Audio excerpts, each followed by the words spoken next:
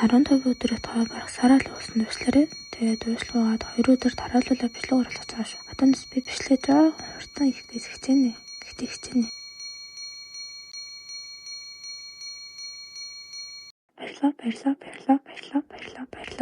Баярлаа. Мэдээж. За. Та нар хэдэн онд амьдраад байна?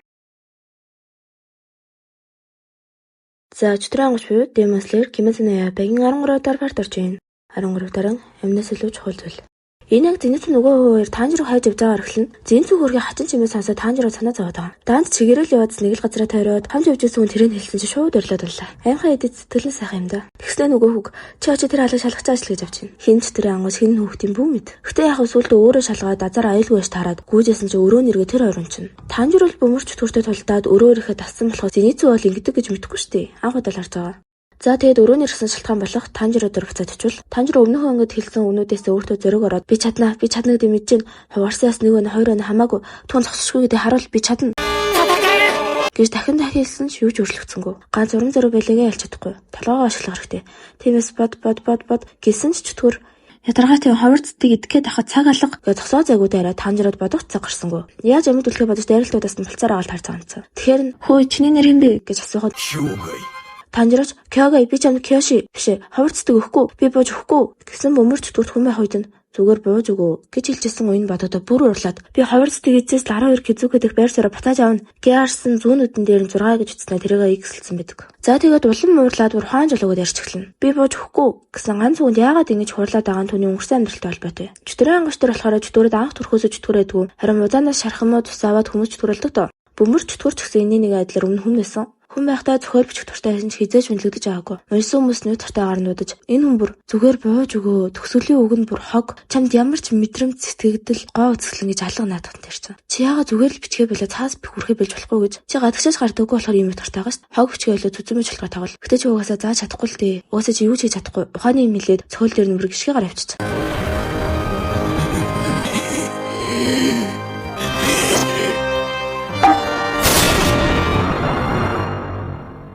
Бөмөрч төрөө бол би бол яагаад ингэж хуурсан амар ойлгож байна уу? Бас Неско гартаа чөтгөрөө төрсөн зүгээр л азгуудаж мазанаас шархаа чөтгөр болсон доо. Ерөөсөө өөртөө хүсээгүй. Гэхдээ надад бол бөмөрч чөтгөр хитээ санаанд чөтгөр болсон ч гэлээ. Өөрт нь энэ азгууд талхээс илүү үнэлэгдэх боломж бас баг зэрэг өгшөө авах хүчтэй санагдсан байх гэж бодгоцсон. Гэхдээ хэдийдэн үнэлэгдэх боломж гарч ирж хүн эдэж хүчтэй болсоор 12 кизүхийг энийг болох доод царны 6 болж чадсан ч ер нь бол доод царны 6-нд мазаны хамгийн хүчтэй 12 чөтгөрөөс хамгийн сул. Дааш дахиж хүн эдэж чадгаа байхад нь мазан түүнийг дахиж өсөж чадахгүй хязгаартаа тулсан гэж үзээд цолыг нь хороо авч түүнийг хайсан. Үгүй яах вэ? Алаагүй нэхэмж гэсэн бөмөрч чөтгөрөл дахиад хинт хэрэггүй гэсэн мэдрэмжийг аваад дахин доод царны 6 болохын тулд ингэж улаараад байгаа. Бас яагаад заавал тэр ховорцтой үг гэдгээд байгаа вэ гэхээр бөмөрч чөтгөр чинь дахиад хүн чадгаа байсан да. Тийм болохоор нэг хүн идэхэд 50-100 хүн эзэнтэй тэнцэх хэмжээний хүчийг өгдөг Мариачи буюу ховорцтой хүмүүсийг идэхэд байгаа. Бөмөрч төрж бүр амар дайраад Танжирогийн толгойн нэргээд хөлөнд газар хүрхгүй өрөөнд цоцоод айгүй ирэхжсэн ч ямар гайхалтай чадвар вэ гэж бодно. Саврын дэрэлтэн хүртэл 3 байснаа 5 болоод улам аюултай болсон байдаг. Энэ амар дайралтын дундуур шүүгэнээс нь баахан цас гарч ирээд газраар нь хөглөн. Энэ байшин чинь бөмөрч төр хүн байхдаа амьдарч байсан байсан байхгүй юу? Тийм болохоор энэ цааснууд нь бичсэн цохиолын юм шиг байна. Тэгсэн Танжиро цааснууд төр гიშгүйгээр болтоо шархаа хөндөхгүй эвтэйгэн хөдөлж болохыг гэнт ойлгоод өмнө нь хуваарсан авираснаас олж гүнзгий амьсгаа авч чадахгүй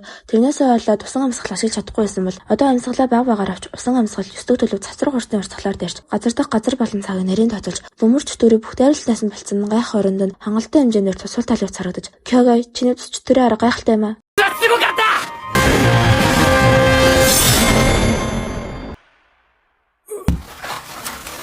Танжиро тайвшраад урт амьсгаа авсан биш нэг хугарсан авирганы өвдөд талаа. Гэтэл өөртөө би бол том хөвөө гэж хэлсээр. Харин бөмөрч төр чи үнэхээр миний цоч төрөө арга гайхалтай гэж бодож байна уу гэхэд тийм ээ. Гэхдээ би чиний олон хүн алсныг чи хизэж уучлах чадахгүй гэж хэлдэг. Тэгээ нэг автомат шифрээс гаргаж ирээд цусыг нь авах төвшөрөө уун цөчтөрөө аргаар үл үзэгдэж болсон бүр нийгмийн явуулж гарч ирээд цусыг нь авч дахиж нийгмийн явуулж үл үзэж болоод хадагтай тамаа цусыг нөхөр яваад өглөө. Танжироч хоёр хүүхдийг болохоор юм. Харин бөмөрч төр миний цохолог биш үү? Яаж л тэр хүүхдэд тэр миний цохолын үнцнийг харсан гэж бодоход Танжиро түүний өдөөс яг хүүхдээ унагтай ч гэсэн олон хаалцсан ч төрийн үед амьдралынхаа сүүлчийн мөчөд жолоо өөрийн цохолоож цөчтөрөө аргаж бөмрөөж хүлээн зөвшөөрөл чадсан магадгүй байж болох хамгийн жаргалтай төгсгөл. Дараа нь Танжиро коридороор Теруко Кёши гэж орлоггүйгээд өнрээр нь тэр хоёрын бай хаалганы нээсэн толгой дүндээр номер хуцаад өгдөө. Бөмбөр гин талуу болчоор сандраад гартаа тарсан хамаг юм шидчих. Охин дүнмэр Танжиро хараа баярлаа шууд үлчлээ. Танжироч тэдний тайвшруулад бас магтаад хөлөөгийн цаас ахыг нь үрж гаргаж.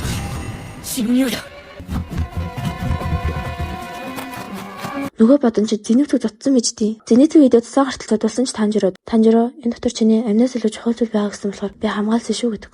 За яагаад ийм болчихваа гэвэл энэ анги эхлэх Зэнитүү доош орсон да. Унчаад юм бодоо хөвчээсэн. Танжирог өнөрлөх мэдрэмж аим шиг Зэнитүүгийн сонсголоос ингийн хүнээс хэд дахил угаасаа төрхөөсөл юм байсан. Нэг удаа бүр унчаахтаа бусдын яриг сонсч иж хараа удаа тэр Танжироо чөтгөрийн чимээ алуулчлаа. Чи түүнийг ялцчихжээ. Би та нарыг бас хатан цанга хөлийн чимээ сонсч байна. Гэвчсэн нөгөө хүү түүний дууд сэрээгээд яаж ч юм би хоёр давхрын цанхнаас унсан ч Зэнитүү түүний хамгаалсан болохоор гимтээгүйгээ хэлнэ. Тэгэл Зэнитүү өөхөө тийм болсон юм уу? Гээл толгоонд өөрсөн цус. Тэгэл юу вэ? Би толгоогоор унсан юм уу? Ёо толгоор ирэнлээ. Яг өглөө гэд үнэ. Тэгсэн нөгөө бадан бас л нэг юм мөргөө гараад ирнэ. Би чөтгөрийн мэдэр чинь гэсэн Зэнитүү хоолоогоор нь түүнийг таниад идэг. Яаж таньж байгаа гэхээр Зэнитүү Танжироо ирж нэг хэсэг шалгуурлалтад орж тэнцсэн дээ. Яг бид нар таруулснаар бол тэнд 4 хүн амьд үлдсэн байсан да. Гэхдээ яг үнэ 4 биш 5 хүн амьд үлдсэн юм. Яагаад гэвэл чинь 5 дахь амьд үлдэх чинь энэ бодон. Гэхдээ хамгийн түрүүнд дуулаас божирчаад бусдыгаа хүлээхгүй шууд өөрөө төрөлөө яваад өгсөн ноён төвчээргүй юм. За тэгээ бодон хингээд мэдээжсэн бодон олчлоо гэж шууд нийцгөрөөд ярихад Зэнитүү урдуур нар шахаад чи хин бэ замаас зээл гэсэн. Би бол агууцсан ма Зэнитүү чамтай адил чөтгөрийн ангууч гэсэн. Чөтгөрийн ангууцаа. Тэгвэл цаанаас наа дотор чинь чөтгөр байгаа гэсэн Зэнитүү. Үгүй энэ дотор Танжираагийн чухал зүйл байгаа. Яасан ч халдахгүй гэ хоолоодын сэлэм тулгасан чөтгөр юм. Зэнитүү хамгаалаад байгаа хайрцаг дотор нь чөтгөр байгаа гэдгийг мэдэхгүй тэнэгдэж биш. Харин бүр анхнаасаа л мэдчихсэн.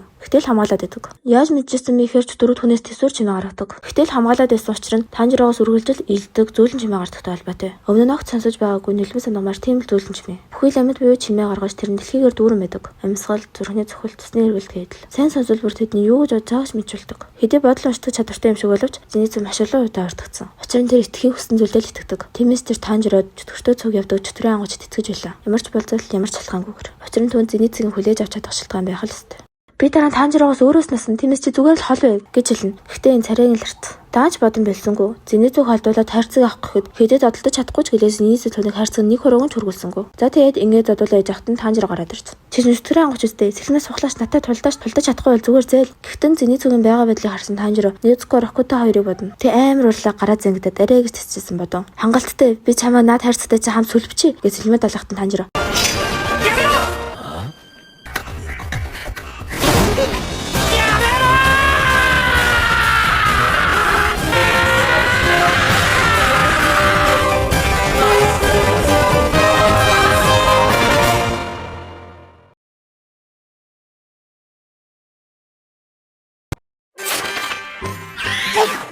部屋が回転して攻撃もできるなんてすごい血気術だった。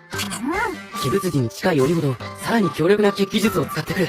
俺は本当に勝てるのだろうか。ここで大将こそこそ噂話。屋敷にいた鬼の兄弟は里見八犬伝が好きで自分でも電気小説を書いていたらしいですよ。折れてる場合じゃないよな。